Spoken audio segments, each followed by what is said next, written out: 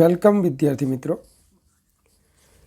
Magnetic effect of current and magnetism for JEE and નીટના session 13માં આજે આપણે પૃથ્વીનું ચુંબકત્વ એના વિશેનો અભ્યાસ કરીશું. સૌથી પહેલાં આપણે જાણીએ છીએ કે પૃથ્વી પણ એક ચુંબક તરીકે વર્તે છે. પૃથ્વી ચુંબક તરીકે વર્તે એ માટેનું કારણ ઘણા ફેક્ટર છે.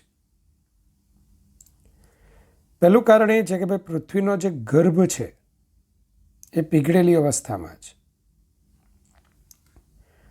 પૃથ્વી પોતાની ધરી પર જ્યારે ભ્રમણ કરે છે તો પૃથ્વીના ગર્ભમાં રહેલ પીગળેલ ધાતુઓ, એમાં રહેલા આયનો એ પણ પૃથ્વીની સાથોસાથ ભ્રમણ કરતા હોય છે. પરિણામ સ્વરૂપ પ્રવાહ ગાળાઓ રચાય છે અને આ પ્રવાહ ગાળાઓને કંઈક ચુંબકીય ડાયપોલ મોમેન્ટ હોય છે. ઘણા તર્ક એવા પણ છે કે પૃથ્વીની સપાટીથી ઉપર વાતાવરણમાં આયનોસ્ફિયર નામનું સ્તર છે અને સ્તરમાં કોસ્મિક કિરણો તેમજ અન્ય અવકાશીય પદાર્થોમાંથી આવતા વિકિરણો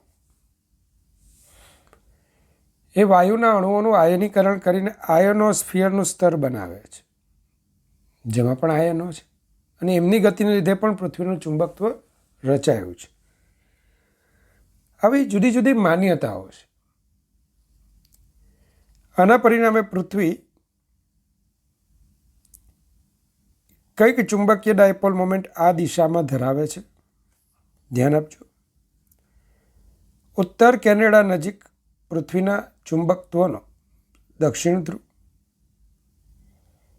અને ઓસ્ટ્રેલિયા નજીક ઉત્તર ધ્રુવ રચાતો જોવા મળે છે. આથી પૃથ્વીના જે ભૌગોલિક ધ્રુવો છે, ઉત્તર અને દક્ષિણ ચુંબકીય ધ્રુવો, એ એનાથી કંઈક જુદા સ્થાને ગોઠવાયેલા છે. ધ્યાન આપજો. તો સૌથી પહેલાં આકૃતિ જુઓ. આ પૃથ્વીનું ભૌગોલિક ઉત્તર ધ્રુવ, આ દક્ષિણ ધ્રુવ, અને પૃથ્વીના ચુંબકત્વની કલ્પના હેતુથી એક ગજ્ય ચુંબક બતાવ્યો છે જેનો ઉત્તર ધ્રુવ મેગ્નેટિક નોર્થ ઓસ્ટ્રેલિયા પાસે છે. મેગ્નેટિક સાઉથ એ પૃથ્વીની અંદર ઉત્તર કેનેડા પાસે છે. ઓસ્ટ્રેલિયા પાસેથી ક્ષેત્ર રેખાઓ બહાર આવે છે અને ઉત્તર કેનેડામાં એ દાખલ થાય છે. હવે વિદ્યાર્થી મિત્રો, અહીંયા બે શબ્દો બહુ મહત્વના છે. ભૌગોલિક ધ્રુવતલ, નામ છે જ્યોગ્રાફિક મેરિડિયન.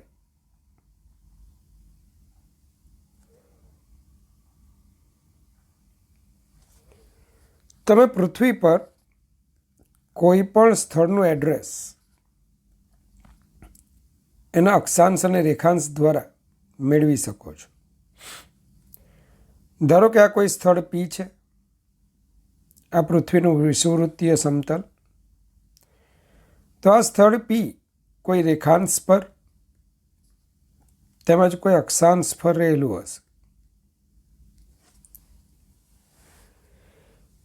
P બિંદુ પાસેથી પસાર થતી જે રેખાંશ છે ને, એ ભૌગોલિક ઉત્તર દક્ષિણ દિશા નક્કી કરે. તો વિદ્યાર્થી મિત્રો, તમે જે સ્થળે ઊભા છો ને ત્યાં એક લંબ દોરો. તો આ રેખાંશ અને સપાટીને દોરેલો લંબ ભેગા મળીને જે ઊભું સમતલ બનાવે એને એ સ્થળ પાસેનું જ્યોગ્રાફિક મેરિડિયન કહે છે. સિમ્પલ શબ્દોમાં પૃથ્વીના ભૌગોલિક ધ્રુવોને સમાવતું ઉર્ધ્વ સમતલ એને જ્યોગ્રાફિક મેરિડિયન કહેવાય, ભૌગોલિક ધ્રુવતલ કહેવાય. અને આવું સમતલ રેખાંશ અને સપાટીના દોરેલા લંબ આમ હવે બે દિશાઓથી આપણને મળે છે. વિદ્યાર્થી મિત્રો, તમે જ જોયું હમણાં કે પૃથ્વીના ભૌગોલિક ધ્રુવો અને ચુંબકીય ધ્રુવો અલગ છે. Magnetic north, magnetic south. તો તમારા કલ્પેલા સ્થળ પાસેથી ચુંબકીય ક્ષેત્ર રેખાઓ કંઈક આ રીતે પસાર થશે. એનમાંથી બહાર આવી પૃથ્વી પરથી ઉત્તર કેનેડા પાસે એ દાખલ થશે. તમે જે અહીંયા ચુંબકીય ક્ષેત્ર રેખાનો માર્ગ બતાવ્યો છે એ માર્ગ અને સપાટીને દોરેલો લંબ ભેગો મળીને બીજું એક સમતલ રચે છે. તેને એ સ્થળનું જિયોગ્રાફિક મેરિડિયન કહેવાય. એકદમ સાદા શબ્દોમાં કહું તો તમે તમારા ઘરે એક ગજિયા ચુંબકને લટકાવો. આ ગજિયા ચુંબક જે દિશામાં રહે તે દિશામાં પૃથ્વીનું ચુંબકીય ક્ષેત્ર ત્યાંથી પસાર થાય છે. બસ આ ચુંબકીય ક્ષેત્ર ને સમાવતું ઊભું સમતલ તે સ્થળનું મેગ્નેટિક મેરિડિયન, ચુંબકીય ધ્રુવતલ કહેવાય. તો ધારો કે વિચારો આ PQRS એ આપણું ચુંબકીય ક્ષેત્રને સમાવતું સમતલ છે. તો આને આપણે બોલીશું મેગ્નેટિક મેરિડિયન. અને સાચી ઉત્તર દક્ષિણ દિશા દર્શાવતું સમતલ PQ-R-S' છે. તો આને કહીશું geographic meridian. PQRS magnetic meridian, PQ-R-S geographic meridian. આ બંનેના છેદવાથી બનતા ખૂણાને મેગ્નેટિક ડેક્લિનેશન કહીશું. કેપિટલ D અથવા થીટા વડે દર્શાવાય છે. સૌથી પહેલાં તમે અહીંયા પણ જોઈ શકો છો બે ઉર્ધ્વ સમતલો. ચુંબકીય ક્ષેત્ર જ્યાં રહ્યું છે એ આપણું મેગ્નેટિક મેરિડિયન, ચુંબકીય ધ્રુવતલ. જે ઉત્તર દક્ષિણ દિશા, ભૌગોલિક ઉત્તર દક્ષિણ દિશાને સમાવતું જે ઊભું સમતલ છે જિયોગ્રાફિક મેરિડિયન. અને બંને વચ્ચેના છેદવાથી બનતા ખૂણાને મેગ્નેટિક ડેક્લિનેશન કહેવાય. હવે તમે સમજી શક્યા હશો કે હોકાયંત્રની મદદથી સાચી દિશાઓ શોધી શકાશે નહીં. કોઈ પણ સ્થળે તમે ચુંબકીય સોયનો ઉપયોગ કરો તો સાચી ઉત્તર દક્ષિણ દિશાઓ, ભૌગોલિક ઉત્તર દક્ષિણ દિશાઓ તમને મળશે નહીં. કારણ આ ડેક્લિનેશન છે. આવું ડેક્લિનેશન મોટા અક્ષાંશ માટે મોટું હોય છે. તમને ખબર છે વિષુવવૃત્તના અક્ષાંશ λ0, પણ ત્યાંથી તમે જતા જાઓ ઉત્તર ધ્રુવ તરફ કે દક્ષિણ ધ્રુવ તરફ, અક્ષાંશ વધતા જાય. અક્ષાંશ વધતા ડેક્લિનેશન વધે છે. અક્ષાંશ વધતા ડેક્લિનેશન, દિક્પાત કોણ વધે છે. યાદ રાખજો, આપણે ભારત માટે ડેક્લિનેશન પ્રમાણમાં ઓછું છે, કારણ કે વિષુવવૃત્તની નજીક આવેલો છે. દિલ્હી પાસે આ ડેક્લિનેશનનું મૂલ્ય 0 ડિગ્રી 41 મિનિટ પૂર્વ તરફ છે. અને મુંબઈ પાસે આ ડેક્લિનેશન 0 ડિગ્રી 58 મિનિટ પશ્ચિમ તરફ છે. ખ્યાલ આવે? સમજી લો, આ ભૌગોલિક ઉત્તર દક્ષિણ દિશા. તો અહીંયા જે ડેક્લિનેશન મળે છે ચુંબકીય દિશાઓ વચ્ચે, તે દિલ્હી પાસે પૂર્વ તરફ છે. કેટલું? તો દિલ્હી પાસે પૂર્વ તરફ 41 મિનિટનો ખૂણો બનાવે છે અને મુંબઈ પાસે પશ્ચિમ તરફ 58 મિનિટનો એક ખૂણો બનાવે છે. ગુજકેટમાં માહિતી પૂછાઈ હતી, NCERT નીટમાં કે JEEમાં. હું નથી માનતો કે આવું બધું પૂછે. ચાલો, બીજું પૃથ્વીનું આ જે ચુંબકીય ક્ષેત્ર છે એ લગભગ 10⁻5 ટેસ્લાના ક્રમનું આપણને મળે છે. 10⁻5 ટેસ્લાના ક્રમનું આપણને મળે છે. તો કોઈ પણ પૃથ્વીનું ચુંબકીય ક્ષેત્ર એનું વૈજ્ઞાનિક રીતે જો તમારે વર્ણન કરવું હોય ને તો એના 3 ભૂચુંબકીય પ્રાચલો જાણતા હોવા જોઈએ કોઈ પણ સ્થળ પાસે. પહેલું જાણીતું હોવું જોઈએ મેગ્નેટિક ડેક્લિનેશન. તો હમણાં જ મેં શીખવ્યું કે જ્યોગ્રાફિક મેરિડિયન ભૌગોલિક ધ્રુવતલ અને મેગ્નેટિક મેરિડિયન વચ્ચેના ખૂણાને મેગ્નેટિક ડેક્લિનેશન કહે છે. વિદ્યાર્થી મિત્રો, એનું લગભગ સરેરાશ મૂલ્ય 17.5 ડિગ્રી જેટલું મળે. બધા સ્થળોનું આપણે સરેરાશ ગણીએ તો 17.5 ડિગ્રી જેટલું મળે.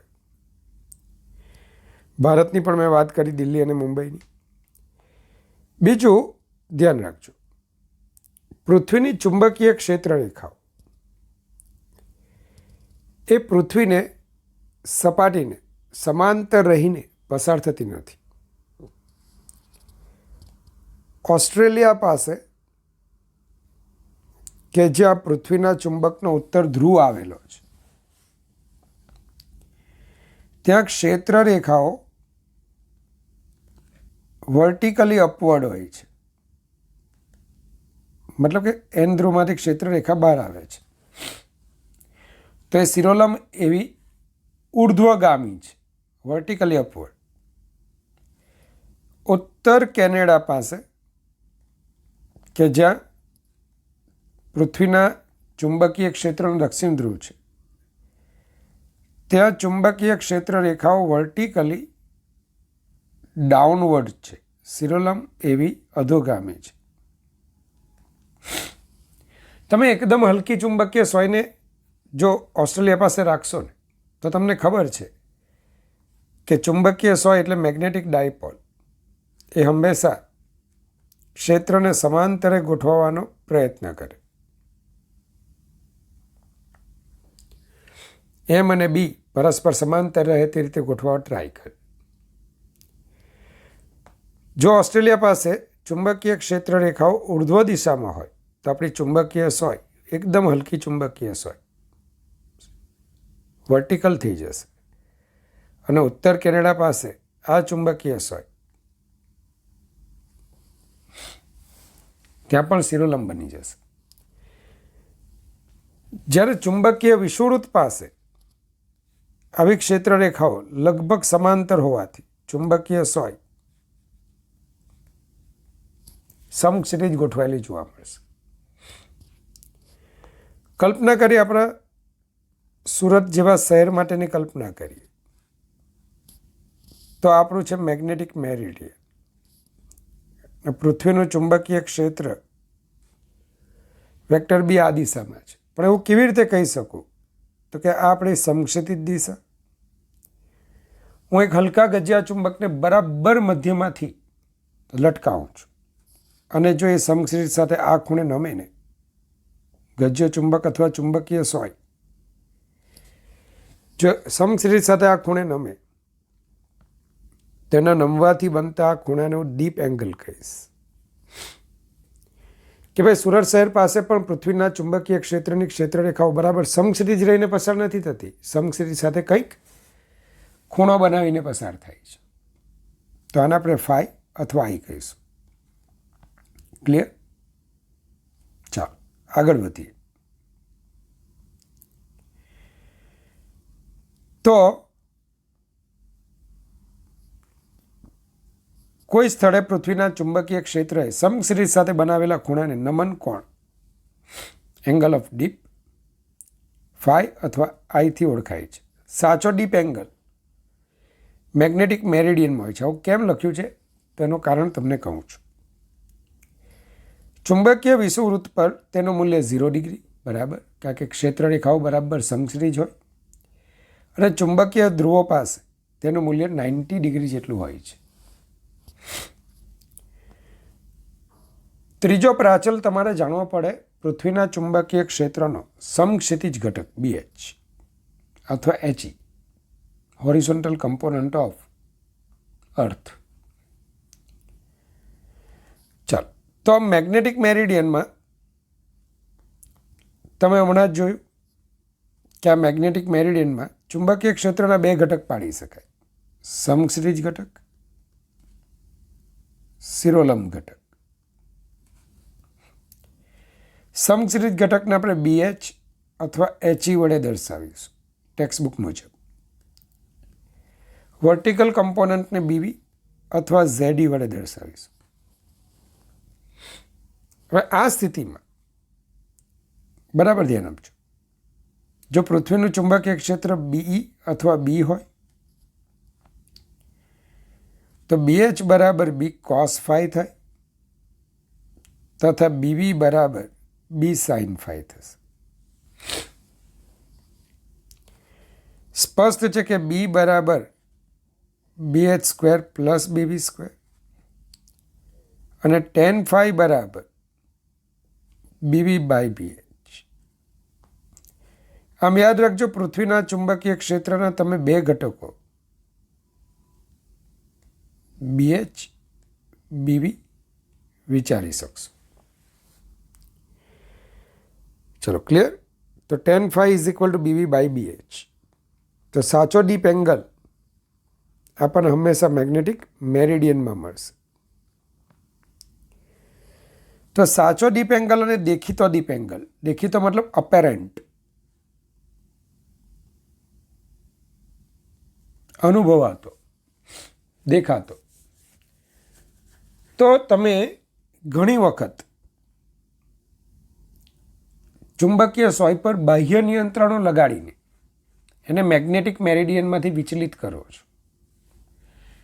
યાદ રાખજો, ચુંબકીય સોય એની સામાન્ય સ્થિતિમાં કોઈ પણ બાહ્ય પરિબળોની ગેરહાજરીમાં ફક્ત પૃથ્વીનું ચુંબકીય ક્ષેત્ર જે હાજર હોય તે સ્થિતિમાં એ હંમેશા મેગ્નેટિક મેરિડિયનમાં જ ગોઠવાશે, ચુંબકીય ધ્રુવતલમાં જ ગોઠવાશે.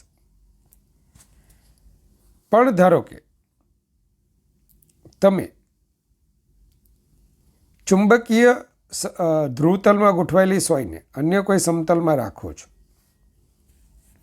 તો એનું સમક્ષિતિજ સાથેનું નમન બદલાઈ જશે અને એ વખતે જોવા મળતા ડીપ એંગલને અપેરન્ટ ડીપ એંગલ, દેખીતો ડીપ એંગલ આપણે ઓળખીશું. તો મેગ્નેટિક મેરિડિયનમાં મળતા ડીપ એંગલના મૂલ્યને સાચો ડીપ એંગલ કહેવાય.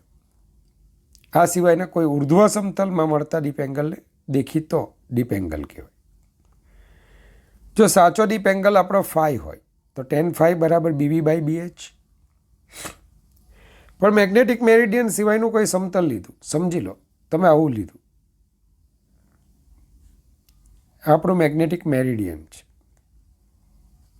તમે એની સાથે કોઈ થીટા ખૂણો બનાવતું એક સમતલ લીધું, આપણી સમક્ષિતિજ દિશા છે. બંને સમતલો માટે BV સરખા જ રહેશે, પણ મેગ્નેટિક મેરિડિયનમાં જો સમક્ષિતિજ ઘટક BH હોય તો એની સાથે થીટા ખૂણો બનાવતા સમતલમાં BHનો આ ઘટક BH cos આલ્ફા થશે, cos થીટા થશે. સાચો ડીપ એંગલ મેગ્નેટિક મેરિડિયનમાં હોય તો આના માટે tan phi બરાબર BV બાય BH.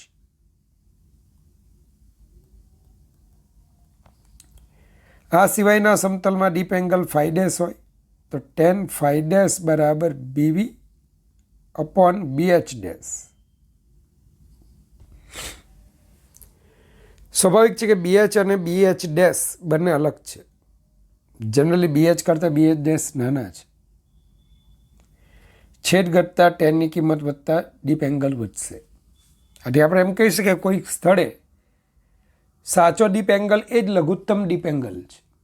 આ સિવાયના અન્ય સમતલમાં મળતા ડીપ એંગલ વધારે હશે, કારણ કે તે સમતલમાં BH કરતાં BH ડેશ, બાપ કરતાં દીકરો નાનો, તેમ BHનો ઘટક BH ડેશ એ BH કરતાં નાનો બને અને પરિણામ સ્વરૂપ phi dash, tan phi dash વધતા phi ડેશ મોટું મળે. તો નીટવાળા તમને આવું ખાસ પૂછે કે કોઈ સ્થળે સાચો ડીપ એંગલ phi અને apparent dip angle phi dash છે, તો કોનું મૂલ્ય વધારે હશે? તો કે phi ડેશ વધારે હોય. ચલો ધ્યાન આપજો. તો અહીંયા મેગ્નેટિક મેરિડિયન સાથે આલ્ફા ખૂણો બનાવતા સમતલમાં પૃથ્વીના ચુંબકીય ક્ષેત્રનો સમક્ષિતિજ ઘટક BH dash BH cos alpha થાય. આ સમતલમાં ડીપ એંગલ ફાઈ ડેશ હોય તો tan ફાઈ ડેશ બરાબર BV બાય BH. તો tan ફાઈ ડેશ બરાબર BV by BH cos alpha. tan phi dash બરાબર tan phi upon cos alpha. ચલો આનું એક્ઝામ્પલ એક જોઈએ અને આનું સૂત્ર તમારે યાદ રાખવાનું છે.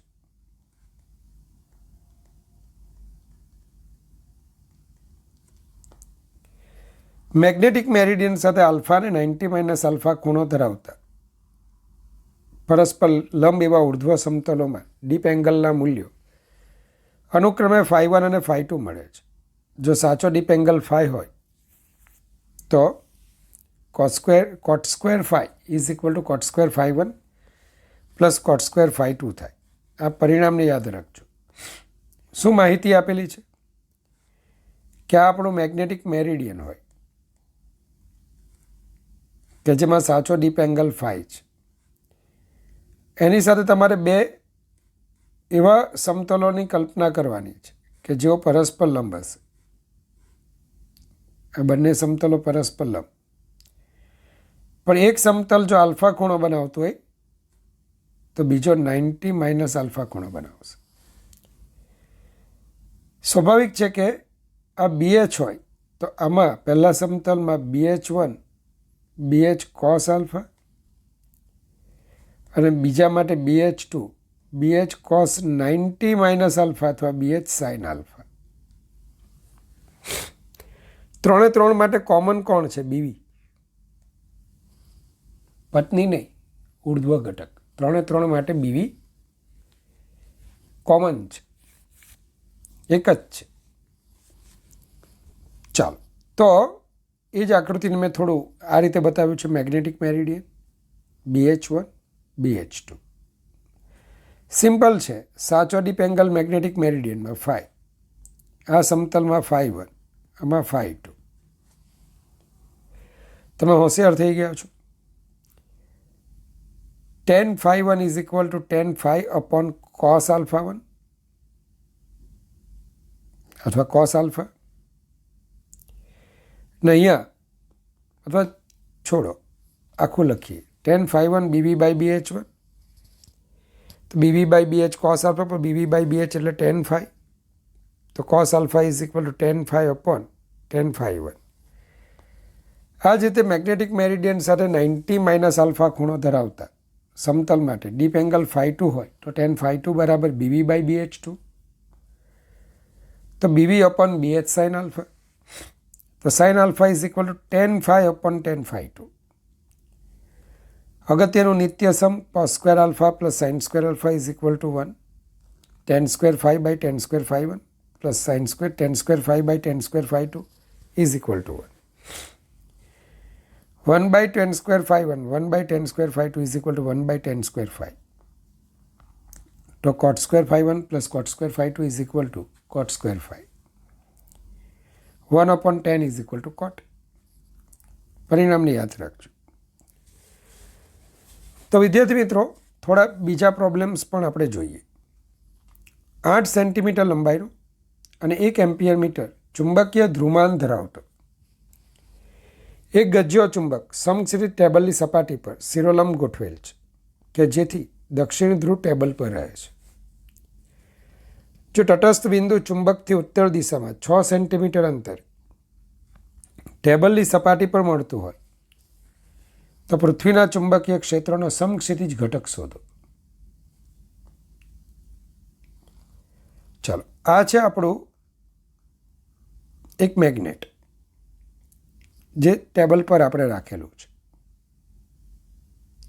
એનો દક્ષિણ ધ્રુવ ટેબલની સપાટી પર છે. ભૌગોલિક ઉત્તર દક્ષિણ દિશા છે, આ N અને આ S. મેગ્નેટથી ટેબલની સપાટી પર 6 સેન્ટીમીટર અંતર તટસ્થ બિંદુ મળે છે જેને આપણે P નામ આપીશું અને આ બિંદુ પાસે બી નેટ શૂન્ય થશે. આપણે આવું ભણતા હતા. QM ચુંબકીય ધ્રુવથી r અંતરે ચુંબકીય ક્ષેત્ર μ0/4π QM/r². જે રીતે Q વિદ્યુત ભારથી r અંતરે વિદ્યુત ક્ષેત્ર KQ/r² અથવા 1/4πε0 Q/r², તે જ રીતે અહીંયા QM/r². QMને ચુંબકીય ભાર તરીકે આપણે ઓળખીએ છીએ. તો ચેક કરો. Nથી ઉદ્ભવતું ક્ષેત્ર BN પોતાનાથી દૂર, Sથી ઉદ્ભવતું ક્ષેત્ર BS પોતાના તરફ, અને પૃથ્વીનું સમક્ષિતિજ ચુંબકીય ક્ષેત્ર BH તમને આપેલું છે. ધ્યાન રાખજો. પૃથ્વીમાં તમે જ્યારે ચુંબકીય સોયને ગોઠવો છો ને, તો એ ચુંબકીય સોય આમ ગોઠવાય છે. ચુંબકીય ક્ષેત્ર આ દિશામાં હશે, તો જ સોય આ રીતે ગોઠવાતી હોય. આપણે ડેક્લિનેશન અત્યારે ગણ્યું નથી. તો ચુંબકીય ક્ષેત્ર પૃથ્વીની સપાટી પર કઈ દિશામાં હશે? S થી N. તો BH એને મેં S થી N બતાવ્યા છે. સ્પષ્ટ છે કે BH અને BNનો આ ઘટક, BH અને BNનો આ ઘટક અને BS પરસ્પર વિરુદ્ધ દિશામાં છે. તો P બિંદુએ S ધ્રુવ દ્વારા ઉદ્ભવતા ચુંબકીય ક્ષેત્રનું મૂલ્ય BS μ0/4π QM/r². ધ્યાન આપજો. તો N ધ્રુવ દ્વારા ઉદ્ભવતા ચુંબકીય ક્ષેત્રનું મૂલ્ય શું આવશે? તો આટલું અંતર r, આ L, તો આ અંતર √r² + L². તો μ0/4π QM,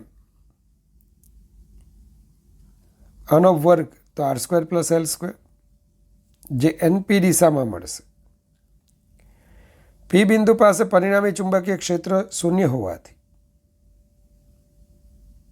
ધ્યાન આપજો, આપણે BH શોધવાનું છે. બીજું તમે આમ પણ વિચારી શકો, BNનો આ ઘટક BN sin θ અને BV એકબીજાને સમતોલે છે, પણ આપણે BH શોધવાનું છે. તો BS = BH + BN cos θ. તો BH = BS - BN cos θ. μ0/4π QM/r² - μ0/4π QM/r² + L² into r upon √r² + L². તો μ0/4π QM 1/r² minus r upon √ આ 1 ઘાત, આ 1/2 ઘાત, તો r² + L² = 3/2. વિદ્યાર્થી મિત્રો, કિંમતો મૂકી દો. μ0 4π × 10⁻⁷ QM 1 એમ્પિયર મીટર આપેલા છે, ચેક કરી લો. અને r² તો 0.06 સેન્ટીમીટર છે. તો r² + L² 0.06 વર્ગ પ્લસ 0.08 ચાલો તમે ચેક કરશો ને, તો અહીંયા તમે સાદુરૂપ આપજો. એમ જોવા જઈએ તો આ અંતર કેટલું થાય? લંબાઈ છે 8, 6, તો આ 10 સેન્ટીમીટર. તમે સીધું 10 સેન્ટીમીટર લખીને સાદુરૂપ આપી શકો. તો તમે સાદુરૂપ આપશો તો 22 × 10⁻⁶ ટેસ્લા ના ક્રમનું તમને આ મળશે. સોરી, આટલું મૂલ્ય તમને મળશે. ચાલો, તો સાદુરૂપ મેં તમારા માટે છોડ્યું છે. વિદ્યાર્થી મિત્રો, આપણે વિદ્યુત ક્ષેત્રમાં સમસ્થિતિમાન પૃષ્ઠ ભણેલા હતા. તો અહીંયા સમચુંબકીય સ્થિતિમાન પૃષ્ઠોની પણ વાત કરી લઈએ. પણ એ પહેલાં એક નોંધ જોતા રહેજો. ચુંબકીય ક્ષેત્રની દિશામાં જતા સ્થિતિમાન ઘટે છે. ચુંબકીય ક્ષેત્રની વિરુદ્ધ દિશામાં જતા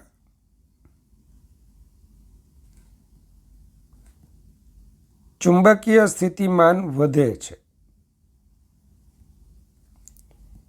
અને ચુંબકીય ક્ષેત્રને લંબરૂપે જતા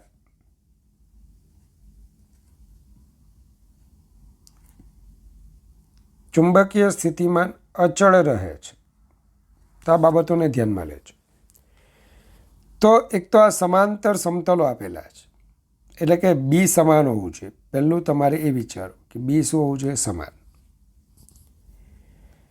બીજું, તમે કોઈ પણ બે પૃષ્ઠને લંબ એક રેખા દોરો તો સ્થિતિમાનનો તફાવત, આને આપણે V1 કહીએ અને V2 કહીએ, અને આ લંબ અંતર, તો ચાલો આ અંતર કેટલું છે? 10 અને 20, મતલબ કે આટલું અંતર 10 એકમ છે, 10 સેન્ટીમીટર છે. 10 સેન્ટીમીટરનો આ ઘટક 10 cos 30, તો આ 10 sin 30. તો લંબ અંતર શું આવશે? બે સમતલો વચ્ચેનું લંબ અંતર 10 sin 30 સેન્ટીમીટર, અને ઇઝ ઇક્વલ ટુ 5 સેન્ટીમીટર. તો dr 5 × 10⁻² મીટર. તો b is equal two -dv/dr પરથી V2 - V1 upon dr. તો અહીંયા V1 - V2 upon dr. 0.2 × 10⁻⁴ માંથી 0.1 × 10⁻⁴ બાદ કરો તો 0.1 × 10⁻⁴ ડિવાઇડેડ બાય 5 × 10⁻², મતલબ કે 2 × 10⁻⁴ ટેસ્લા એ તમારો છેલ્લો જવાબ હશે. ચાલો બીજું એક એક્ઝામ્પલ છે. બે સમાન ચુંબકીય ડાયપોલ મોમેન્ટ ધરાવતી ચુંબકીય સોયને તેમને સમાન ધ્રુવોને સંપર્કમાં રાખીને આકૃતિમાં દર્શાવ્યા મુજબ એક હૂક પરથી લટકાવેલ છે. તો હૂક પાસે બંનેને ક્લેમ્પ કરેલા છે, જોડી નાખેલા છે. ધારો કે આ S ધ્રુવોને મેં જોડેલા છે, N ધ્રુવોને મુક્ત કરેલા છે. તો શું થશે? પ્રત્યેક N ધ્રુવ બીજા પર અપાકર્ષી બળ લગાવશે. અપાકર્ષી બળ લાગવાને કારણે કે બે ધ્રુવો એકબીજાથી દૂર જશે, અને જ્યારે વજન બળ લાગતું હોય તો તેઓ એક સંતુલન સ્થિતિ પ્રાપ્ત કરશે. પણ વજન બળ ન લાગશે ને તો તેઓ 180 ° ખૂણે ગોઠવાઈ જશે. ધ્યાન આપજો. પણ અહીંયા દરેક સોયની લંબાઈ L તથા વજન W તમને આપેલ છે. સંતુલનની સ્થિતિમાં સોય વચ્ચેનો ખૂણો આલ્ફા થાય છે. તો સોયનું ધ્રુવમાન શોધો. ચુંબકીય ધ્રુવોને સોયના છેડા પર ધારો. તો વિદ્યાર્થી મિત્રો, એટલી તમને ખબર પડી જાય કે એક ચુંબકીય ધ્રુવ બીજા ચુંબકીય ધ્રુવ પર બળ લગાડે છે, અને આ બળ μ0/4π qm² અપોન બંને વચ્ચેના અંતરનો હોય કે Q1 Q2 અપોન r². તો આપણે સમાન વિદ્યુતભાર માટે કે Q²/r² લખતા. બીજું, આ અંતર આખો ખૂણો આલ્ફા, તો એનો દ્વિભાજક બનશે. સમાન સળિયાઓ છે તો α/2. L, ધ્યાન આપજો, આ ખૂણો α/2. તો L નો આ ઘટક L cos α/2, L sin α/2. તો આ L sin α/2, આ પણ L sin α/2, તો A બરાબર 2L sin α/2 થશે. તો ચુંબકીય બળનું મૂલ્ય μ0/4π qm²/a². તો μ0/4π qm², એની કિંમત મૂકી દઈએ. સોયની સંતુલન સ્થિતિમાં છે તો ઓને અનુલક્ષીને બી જે સમઘડી ટોર્ક ઉત્પન્ન કરશે એટલું જ F વિષમઘડી ટોર્ક ઉત્પન્ન કરશે, અને આ બંનેનું પરિણામી ટોર્ક શું થશે? 0. તો ઓને અનુલક્ષીને બી વડે ઉદ્ભવતું સમઘડી ટોર્ક, માફ કરજો, W વડે ઉદ્ભવતું સમઘડી ટોર્ક. હવે W વજન બળ હંમેશા સેન્ટર ઓફ માસ, દ્રવ્યમાન કેન્દ્ર પર લાગે, અને આની કાર્યરેખાનું લંબ અંતર O થી લંબ અંતર L sin α/2 કરતાં અડધું L/2 sin α/2 થશે. અને એફની કાર્યરેખાનું લંબ અંતર એ એલ કોસ આલ્ફા બાય 2 થશે. તો ઓ બિંદુને અનુલક્ષીને ડબલ્યુ વડે લાગતું સમઘડી torque W into L by 2 sine alpha by 2 is equal to F into L cos alpha by 2. માટે F is equal to W by 2 tan alpha by 2. તો mu naught upon 4 pi Q M square upon 4 L square sine square alpha by 2 is equal to W by 2 tan alpha by 2. Simple છે, Q એમ સ્ક્વેરને કરતા બનાવી દો. જરૂરી સાદુરૂપ આપતા તમને પરિણામ આવું મળશે. તો વિદ્યાર્થી મિત્રો, વિદ્યુત અને ચુંબકત્વ એકબીજા સાથે ખૂબ સંકળાયેલા છે. જેવા વિદ્યુત માટે આપણે દાખલા ગણ્યા હતા એવા જ અહીંયા પણ તમે કરી શકો. તો નેક્સ્ટ સેશન આપણો થિયરીનું છેલ્લું સેશન હશે અને એના પછી એક મોટું સેશન જે આપણા એક્ઝામ્પલનું હશે, જે તમારા JEE નીટમાં પૂછાયેલા પ્રીવિયસ યર્સના અગત્યના પ્રોબ્લેમ્સ, એની ચર્ચા આપણે ત્યાં કરીશું. તો ભગવાન પાસે તમારા માટે અનંત આશીર્વાદની હું માંગણી કરું છું. ભગવાન તમને હંમેશા હસતા રાખે. Goodbye, take care, God bless you infinitely, all my students.